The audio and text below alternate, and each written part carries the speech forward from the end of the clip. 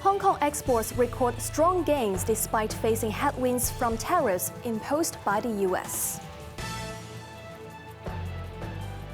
Home prices in the city remained largely stable for the month of May, hinting a sustained recovery in the property market. And police arrest 8 people in a high-profile security fraud which hijacked over 100 investment accounts, netting more than $46 million.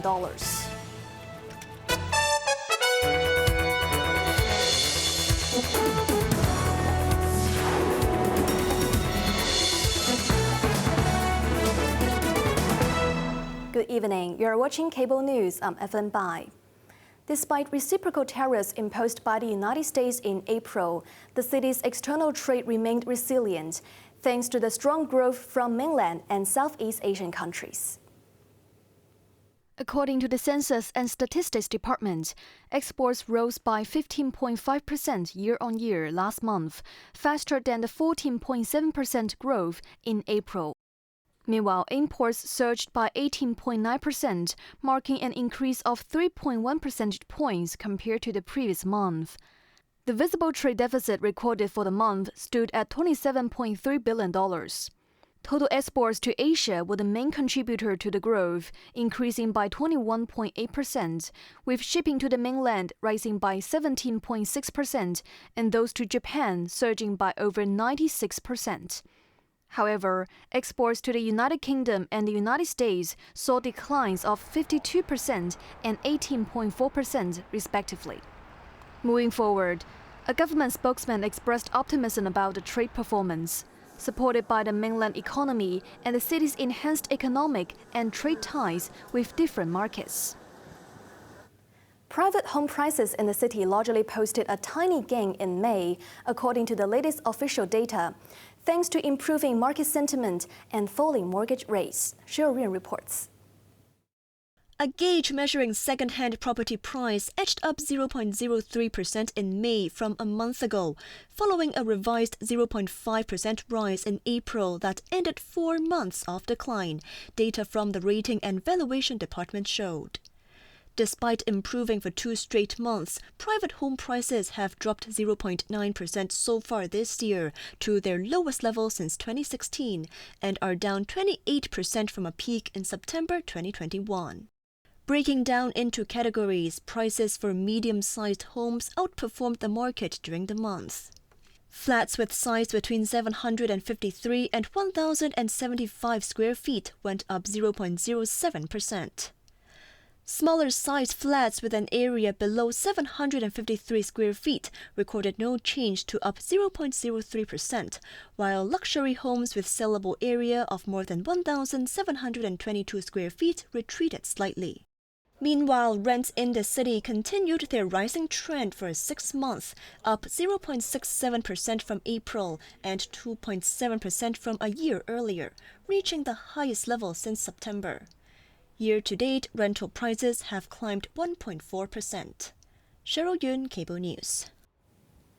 Police have arrested 8 people in a major crackdown on a sophisticated security fraud scheme that hijacked over 100 investment accounts, netting over $46 million.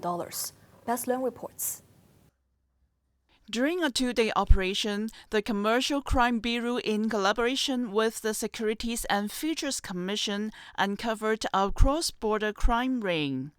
Police revealed the fraudsters posed as brokerages, texting victims that their accounts would be frozen unless tax details were updated using the hyperlinks provided.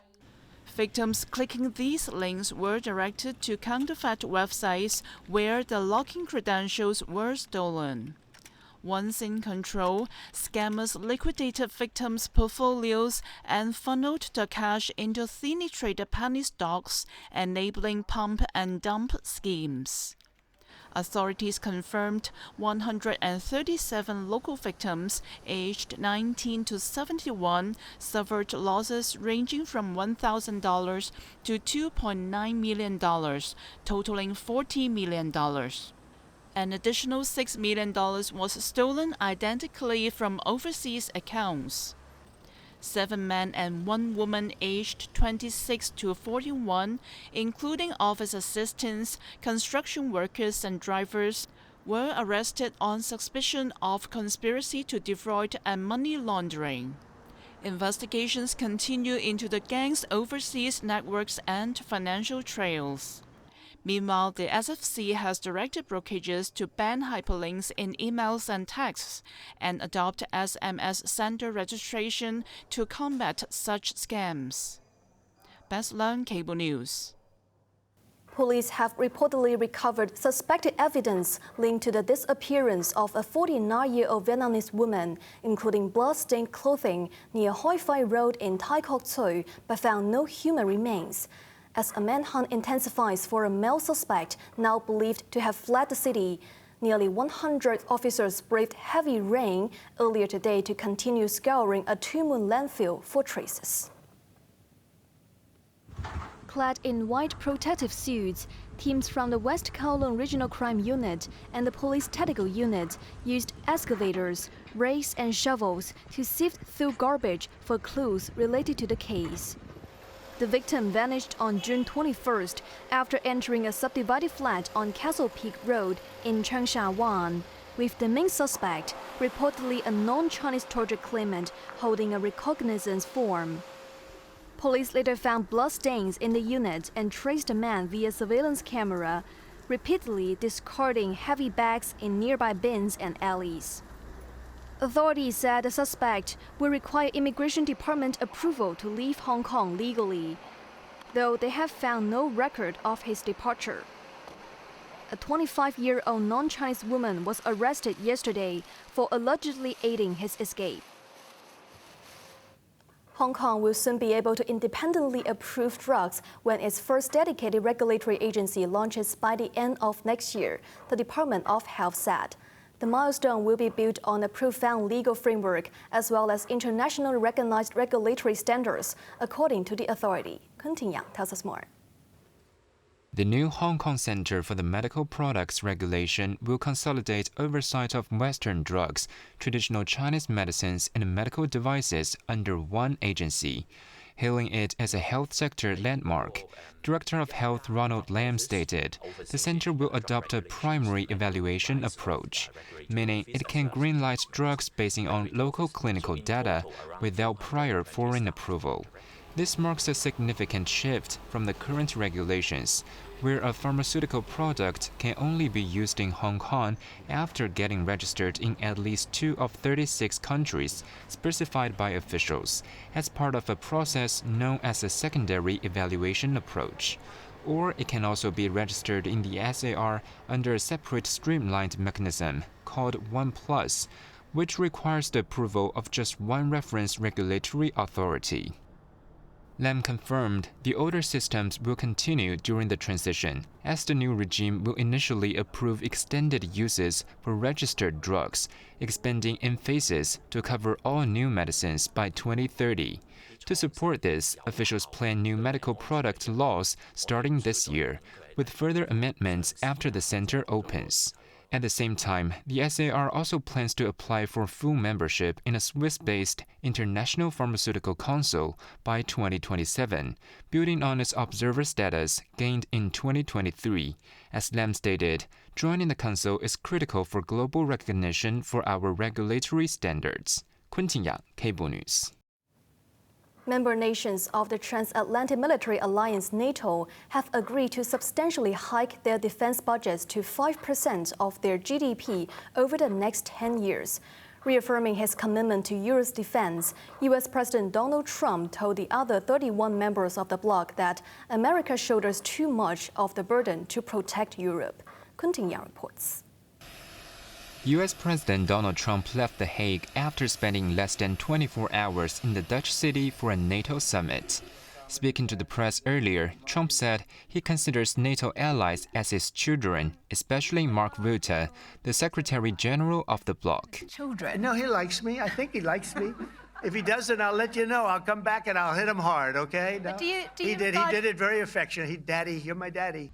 Europe's biggest concern is the ongoing conflict between Russia and Ukraine, but 5 months after taking office, Trump has failed on his promise to end the war. Vladimir Putin has been more difficult. Frankly, I had some problems with Zelensky. You may have read about him. Vladimir Putin really has to end that war. People are dying at levels that people haven't seen before for a long time. Go ahead. Trump pledged financial and military support for Ukraine, saying the U.S. would provide Patriot missiles to Kyiv. NATO's increase in defense spending is also seen as a countermeasure for the advanced weapon system developed by China. In Beijing, Foreign Ministry spokesman Guo Jiakun said, NATO has been hyping up regional tensions and smearing China's normal military development. Their aim is nothing more than to make an excuse to justify NATO's sharp increase in military spending, reckless expansion of its powers, and its strategic push eastward into the Asia-Pacific. Kun Ting-ya, Cable News.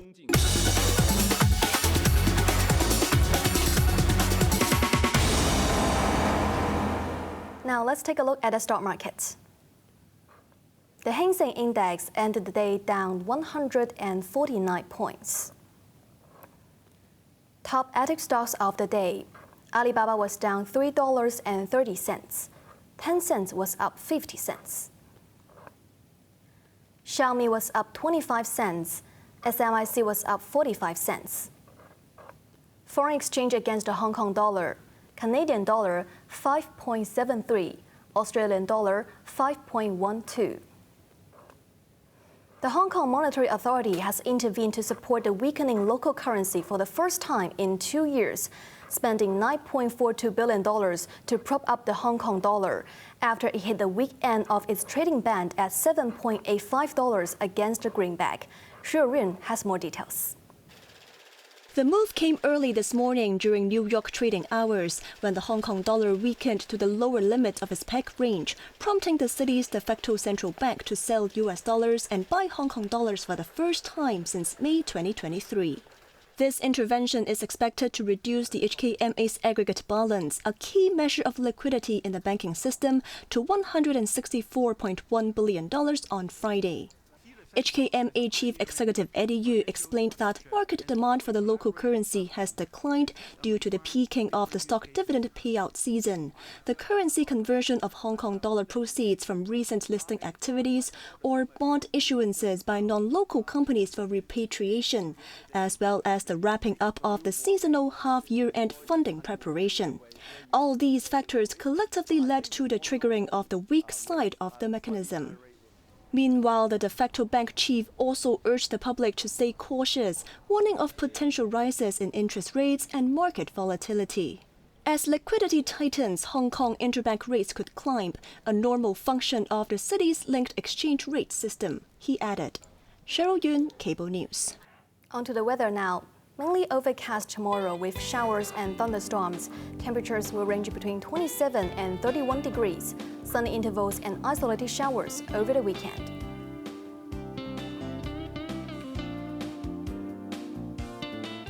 That's our news tonight. I'm Evelyn Bai. Thanks for watching and good night.